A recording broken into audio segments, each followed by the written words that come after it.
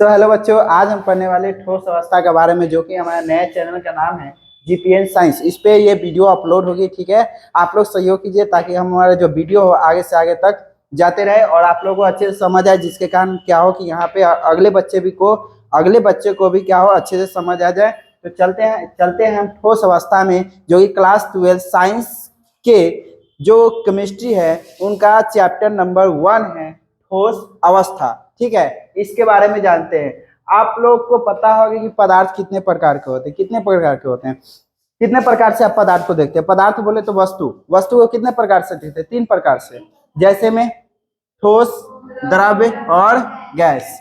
ठोस पदार्थ की 3 अवस्थाएं होती है, ठोस, द्रव्य और गैस। ठीक है, चलो, पदार्थ की 3 अवस्थाएं होती है, ठोस, द्रव्य, गैस। इसको हम लिख लेते हैं ऐसे: ठोस, द्रव और गैस।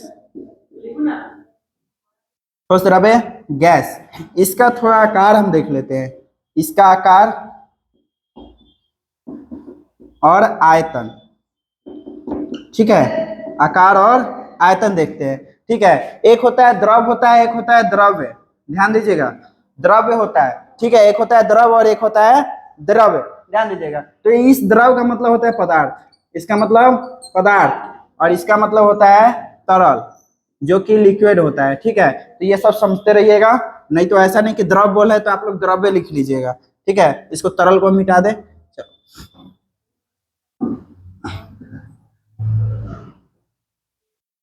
चल देखो, जो ठोस का मान लो कि हम कहीं पे रख रहे हैं, कहीं पे भी रख रहे हैं, तो ठोस का आकार क्या हो जाता है? निश्चित हो जाता है। मान लो कि हम पत्थर ले रहे हैं तो वो क्या है? ठोस है, तो उसका आकार क्या होता है? निश्चित होता है। तो आकार इसका क्या हो जाएगा?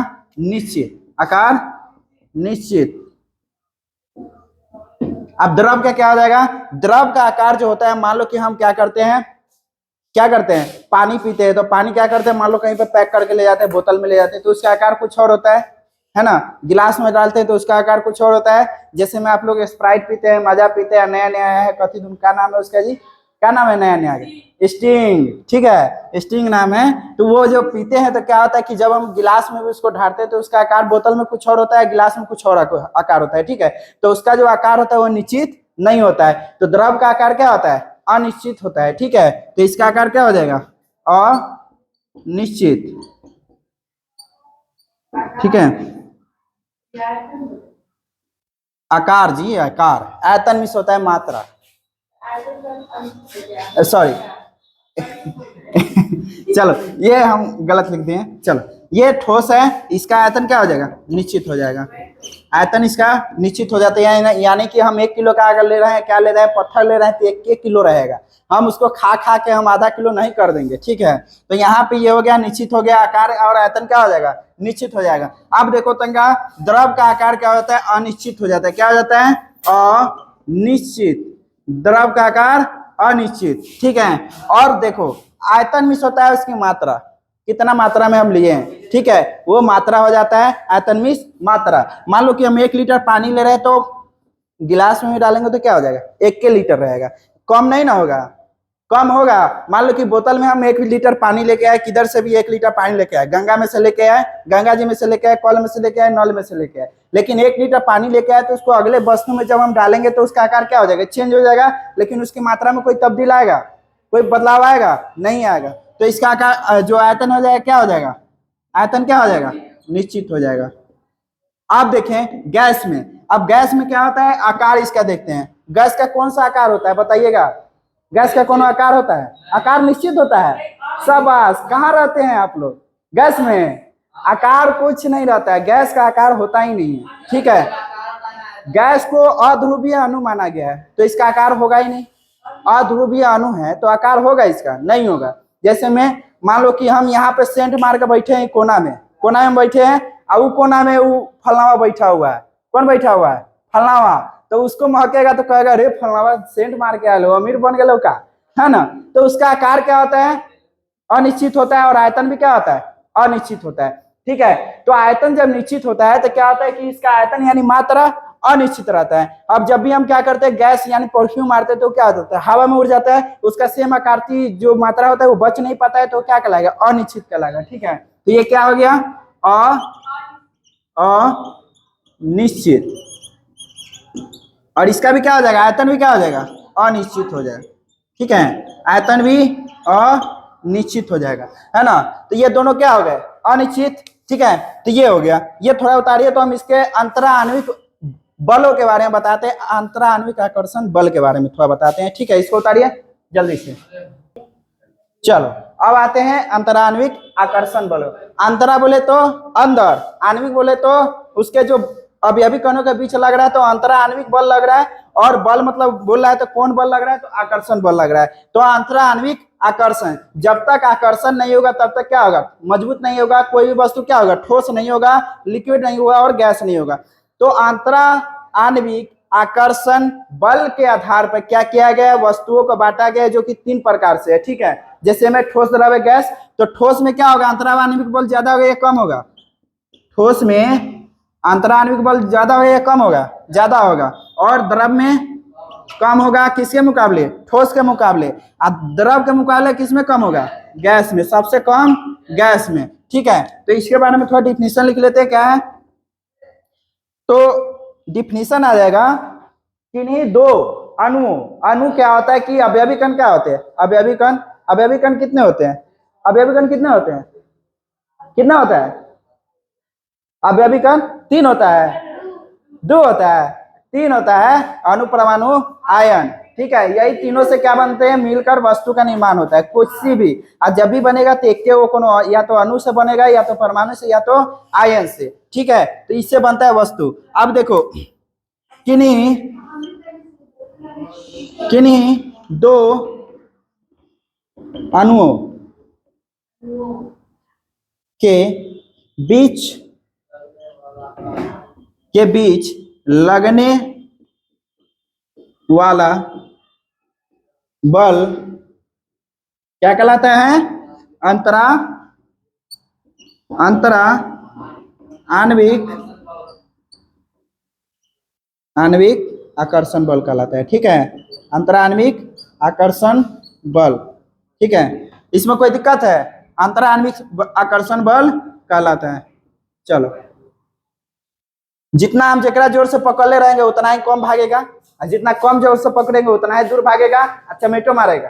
ठीक है, तो यहाँ पे ये हो गया, अंतरा आणविक बलों के आधार पर क्या किया गया, पदार्थों का वर्गीकरण किया गया है कि हाँ किसमें कितना बल लग रहा है, उसके हिसाब से क्या रखा गया है, अलग अलग रखा गया है। जैसे में हम ज्यादा पढ़ने वाले होते हैं, जो ज्यादा बच्चे पढ़ने वाले होते हैं सेक्शन ए में रखा जाता है, जो कम पढ़ने वाले होते हैं वो सेक्शन बी में, जो सबसे कम पढ़ने वाले होते हैं सेक्शन सी में रखा जाता है। ठीक है, तो ये उसके आधार पर क्या किया गया, वर्गीकरण किया गया। ज्यादा स्पीड नहीं ना बोलना है, चल इसको उतारो नोट पर, हो गया।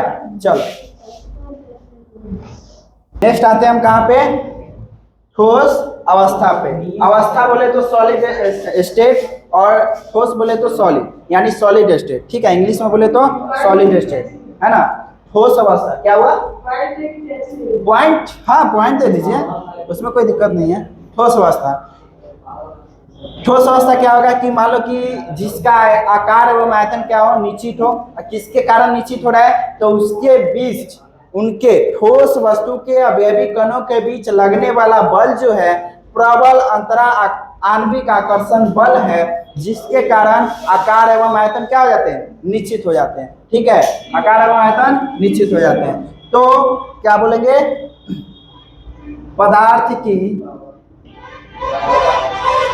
वह अवस्था, पदार्थ की वह अवस्था जिसके बोल सकते हैं, जिसके अणुओं के, 2 अणुओं लिख सकते हैं ना, 2 अणुओं के, जिसके 2, जब भी मुंह फ्रोगल होता है कितना अवयवी के बीच होता है, 2 गो के। एक अकेला रहेगा तो आत्महत्या कहलाएगा, और 2 गो अगर आपस में लड़ रहा है तो एक का मौत हो गया तो क्या कहलाएगा, मर्डर कहलाएगा। तो यहाँ पे मर्डर करना है, आत्महत्या नहीं करना है। ठीक है, अपने आप को बचाइए, जनहित में जारी है। चलो, दो अवयवी कणों के बीच, अवयवी कणों के बीच, 2 अवयवी कणों के बीच लगने वाला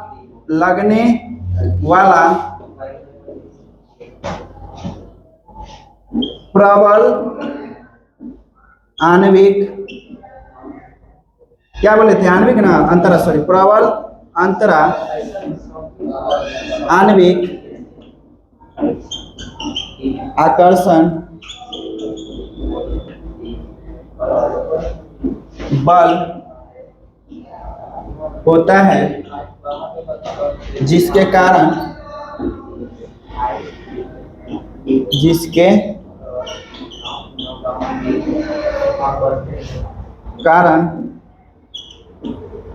इनका आकार एवं आयतन निश्चित होता है।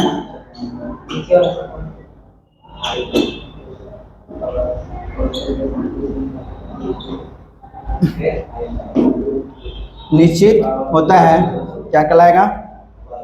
ठोस अवस्था कहलाता है। हाँ, ठोस अवस्था कहलाता है। अब ये नहीं बोल रहे हैं कि अवयवी कौन है, तो आप लोग लॉ रूल का एकदम माथा फोड़ा बोल कर लीजिएगा। माथा फोड़ा नहीं करेंगे, हाँ? यहाँ पे न माथा फोड़ा बोल कर रहा है, न कुछ कर रहा है, ठीक है। यहाँ पे क्या हो रहा है? आकर्षण हो रहा है, किसके बीच? अवयवी कणों के बीच। अवयवी कण कौन हो सकते हैं? अणु, परमाणु और आयन, ठीक है। कोई भी पदार्थ किससे मिलकर बना होता है? अणु, परमाणु, आयन। पदार्थ की कितनी अवस्था है? 3 अवस्था है, ठोस, द्रव्य और गैस, ठीक है। तो ये हो गया, इसको नोट कीजिएगा, थोड़ा ठोस अवस्था हो गया, नोट कीजिए।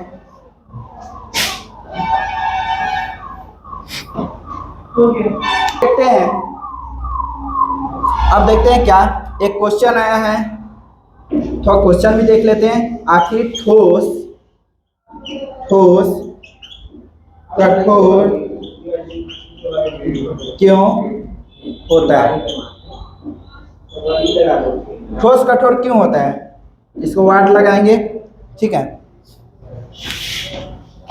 बताइए, ठोस कठोर क्यों होता है? क्यों होता है? अभी बताए कि ठोस के अवयवी कणों के बीच कौन सा बल लगता है? प्रबल अंतरा आणविक आकर्षण बल लगता है, जिसके कारण क्या होता है? ठोस कठोर होते हैं, है ना। अंतरा आणविक आकर्षण बल कैसा लगता है? प्रबल, यानी बहुत ज्यादा शक्तिशाली क्या लगता है? अंतरा आणविक आकर्षण बल लगता है, जिसके कारण क्या होते हैं? ठोस कठोर होते हैं। तो यहाँ पे लिख दो, आंसर में क्या लिखोगे? आंसर में प्रबल अंतरा आणविक आकर्षण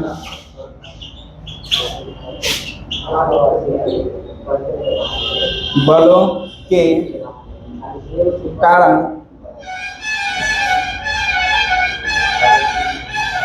यहाँ पर प्रबल लिख लीजिएगा, प्रबल, सॉरी लिखे तो हैं, ठीक है।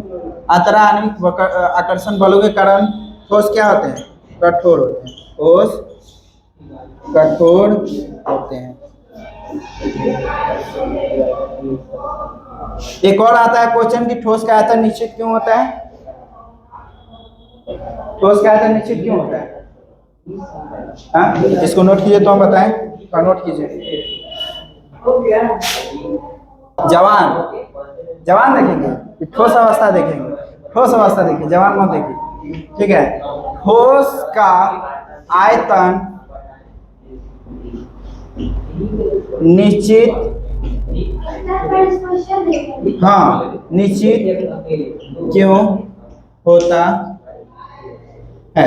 अब क्यों होता है तो पहले जवाब दे, क्योंकि इसके बीच, इसके अणुओं और परमाणुओं के बीच कौन सा आकर्षण बल लगता है?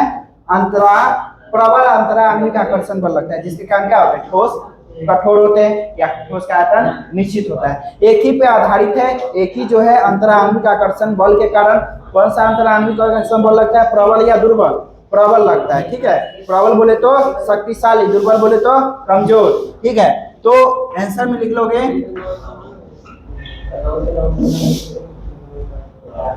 अणु या परमाणु के बीच प्रबल अंतरा आणविक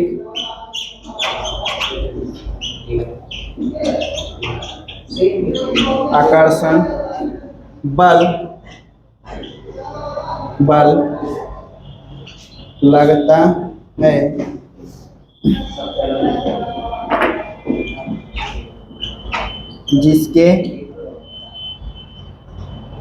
जिसके कारण ठोस का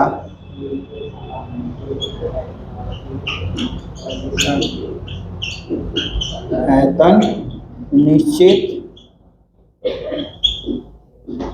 होता है। ठीक है, ठोस का आयतन क्या होता है? निश्चित होता है। किसके कारण? तो ठोस का आयतन बोले तो क्या? आयतन बोले तो क्या? 1 केजी का पत्थर लाए तो 1 केजी रहना चाहिए, कम नहीं होना चाहिए। आयतन बोले तो इसकी मात्रा, सांद्रता। ठीक है, तो मात्रा क्या होगी? निश्चित होगी। किसके कारण? तो प्रबल अंतरा आणविक आकर्षण। जितना जोर से आपको हम बताए ना, जितना जोर से आप पकड़े रहिएगा उतना कम दूर भागेगा, और जितना हल्का पकड़े रहिएगा उतना 2 चाटी मार कर चल जाएगा, है ना। तो ज्यादा जोर से पकड़ना या कम जोर से, वो ठोस बता रहा है कि प्रबल जोर से, यानी खूब जोर से पकड़ना पड़ेगा, है ना। तो यहाँ पे क्या है? प्रबल अंतरा आणविक आकर्षण बल लग रहा है, जिसके कारण क्या है? ठोस का आयतन निश्चित होता है। ठीक है, इसको नोट कीजिए थोड़ा। अब देख लेते हैं ठोसों का गुण, ठोसों का प्रमुख गुण थोड़ा देख लेते हैं। ठोसों का प्रमुख गुण लिख दें, आप लोग लिख लीजिएगा ठोसों का प्रमुख गुण यहाँ पे लिख दें। ठोसों का प्रमुख गुण लिख लीजिएगा। पहला जो गुण है, पहला गुण क्या होगा? आकार एवं आयतन निश्चित होता है, यही होगा ना। इसके अवयवीकरणों के बीच कौन सा बल लगता है? प्रबल अंतरा आणविक आकर्षण बल।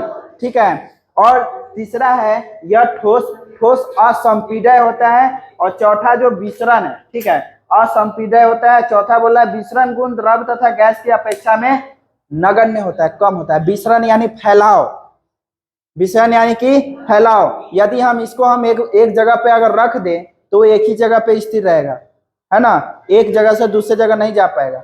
यदि हम द्रव को रखें तो वो थोड़ा दूर फैल जाता है।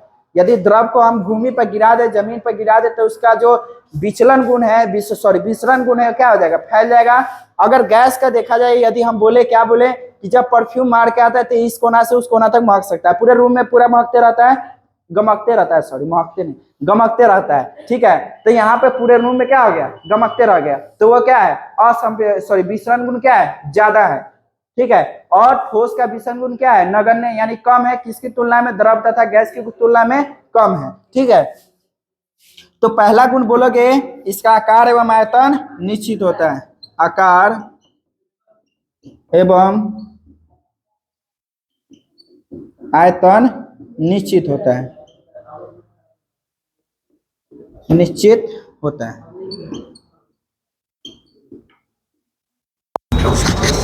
दूसरा है, ठीक है बाबू, पढ़िए ऐसे ना कि दूसरों को पढ़ा सके। इतना मत पढ़िए कि बस हम दिमाग में बैठ गया, हो गया। अरे नहीं, दूसरों को समझाने लायक पढ़ लीजिए।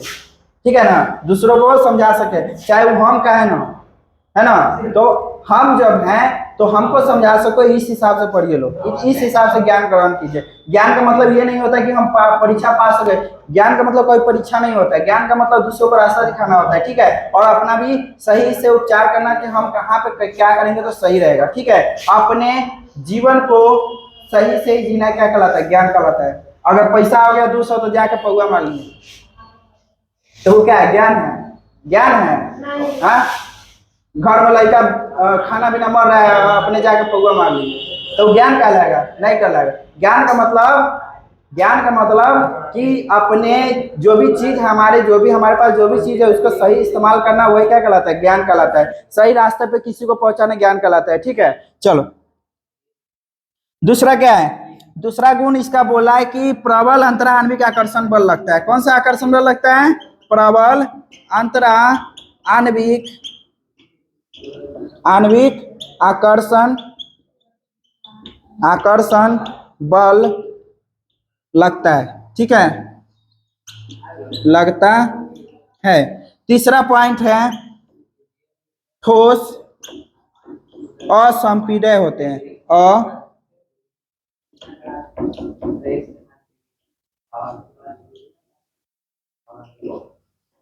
चौथा पॉइंट बोल रहा है, चौथा पॉइंट है विसरण गुण। चलो इसको नोट करो, तो हम चौथा पॉइंट बताते हैं। चलो नोट करो।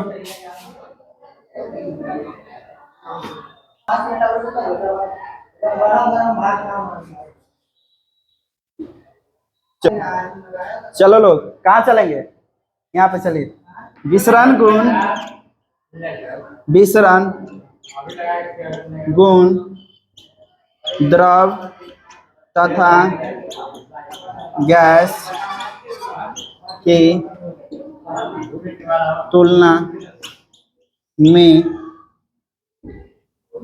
नगण्य होता है। क्या होता है? नगण्य होता है, मतलब कम होता है। पांचवा गुण है, चलो 5 नंबर गुण है पदार्थों का ठोस अवस्था में घनत्व द्रव तथा ठोस की तुलना में। देखो यहाँ पे यदि कोई भी पदार्थ लेते हैं, पदार्थों, ठीक है, कोई पदार्थ लेते हैं तो पदार्थों में ठोस का घनत्व द्रव तथा गैस, द्रव तथा गैस की तुलना में, की तुलना में अत्यधिक होता है। ठीक है, क्या होता है? अत्यधिक। तो ये 5 पॉइंट थे, प्रमुख गुण थे। ठीक है, इसको नोट कर लीजिए, आप नोट कीजिए।